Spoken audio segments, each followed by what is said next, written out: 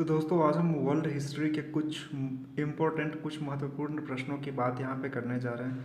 सबसे पहला सवाल आता है पृथ्वी की उत्पत्ति। तो पृथ्वी की उत्पत्ति 4 अरब वर्ष पहले, जब हम बात करेंगे इंडियन नंबर सिस्टम में, तो 40 लाख वर्ष पहले हुई थी। उसके बाद ही जीव जंतु, जब हम मनुष्य की उत्पत्ति की बात करेंगे तो ये लगभग 2 अरब वर्ष यानी कि आपका 20 लाख वर्ष पहले। और जब 20 लाख वर्ष पहले मनुष्य की उत्पत्ति हुई थी तो उस समय को हम प्लाईस्टोसीन या अभी नूतन युग के नाम से जानते हैं।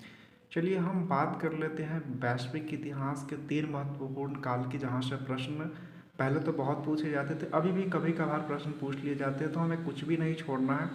पूरा प्रश्न काल में जो है मनुष्य ने किस काल में क्या क्या सीखा, वहाँ से प्रश्न आते हैं। तो भोजन जो है मुख्यतः शिकार करते थे, आखेट शिकार को ही कहते हैं, इसलिए हम पूरा प्रश्न काल को आखेट युग भी कहते हैं। तो हमारा सवाल ये आ सकता है कि आखेट युग किसे कहा जाता है। आपके ऑप्शन से ही रहेंगे पूरा पाषाण काल, मध्य पाषाण काल, नवपाषाण काल।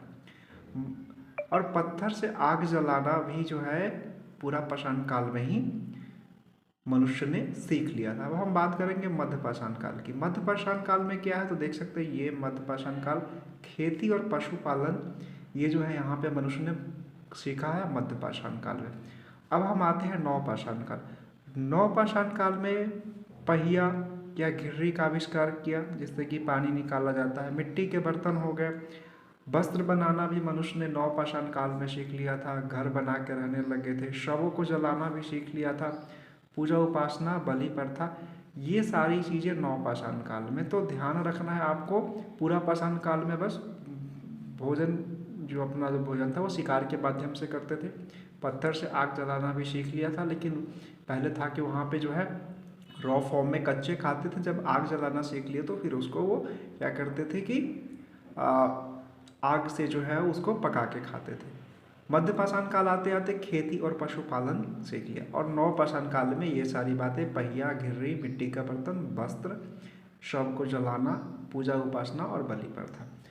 अब हम चलते हैं दोस्तों आगे।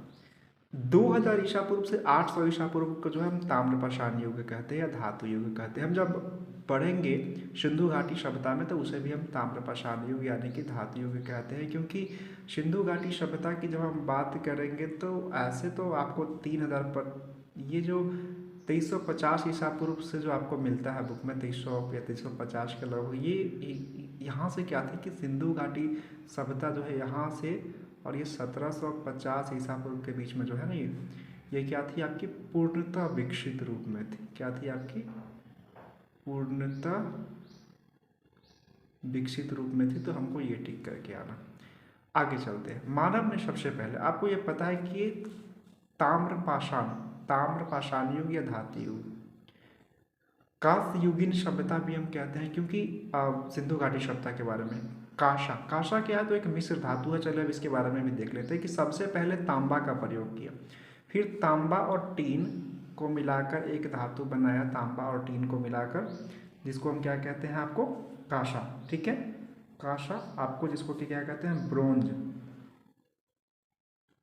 इसे हम इंग्लिश में क्या कहते हैं ब्रोंज कहते हैं। तो जो आपका इंडस वैली सिविलाइजेशन की हम बात करेंगे, इंडस वैली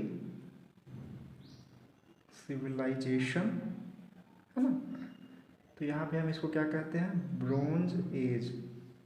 क्या कह सकते हैं आप, ब्रोंज एज सिविलाइजेशन भी। अब इसको यहाँ से भी क्वेश्चन आता है, ब्रोंज एज सिविलाइजेशन। अब हम विश्व की कुछ जो प्रमुख सभ्यताएं हैं जहाँ से प्रश्न बनते हैं हम बात करेंगे। सिंधु घाटी सभ्यता तो बनते ही बनते, इसके अलावा और भी विश्व की कुछ महत्वपूर्ण सभ्यता है, जैसे कि मिस्र की सभ्यता हो गई, मेसोपोटामिया की सभ्यता हो गई। तो इन सारे सभ्यता के बारे में भी हम देखेंगे। सबसे पहले हम बात करेंगे मिस्र की सभ्यता की।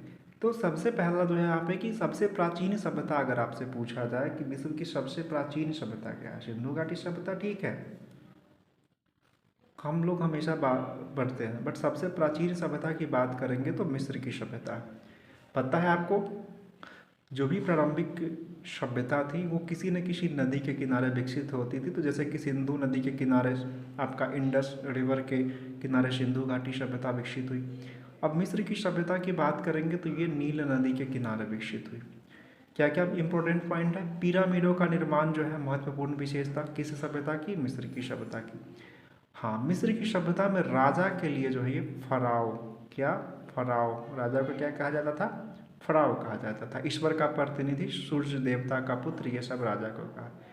पिरामिड को बनाने का श्रेय फराओ, फराओ से समझ रहे यानी कि राजा कौन थे? जोसर, जोसर के वजीर यानी कि मंत्री, क्या नाम है इनका? इम्होटेप। इम्होटेप जो है इन्हीं को जाता है, इन्होंने पिरामिड के निर्माण की बात की। अब शिक्षा के क्षेत्र में भी बात करेंगे तो सर्वप्रथम व्यवस्थित विद्यालय ये मिस्र की सभ्यता में देखने को मिली। कैलेंडर सर्वप्रथम कहाँ निर्मित हुआ?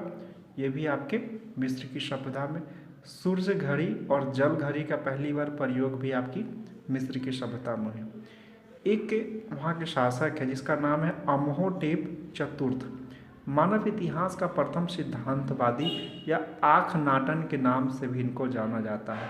तो ये थे आज के कुछ महत्वपूर्ण प्रश्न। फिर मिलते हैं हम दूसरे महत्वपूर्ण वीडियो में, जिसमें कि विश्व की जो प्रमुख सभ्यताएं जो बची हुई है उसमें आप पढ़ेंगे बेबीलोन की सभ्यता, मेसोपोटामिया की सभ्यता महत्वपूर्ण है सबसे आपके लिए सबसे ज़्यादा, जिससे कि अक्सर प्रश्न बनते हैं, सिंधु घाटी की सभ्यता। तो ये सारे हम अगले वीडियो में पढ़ेंगे।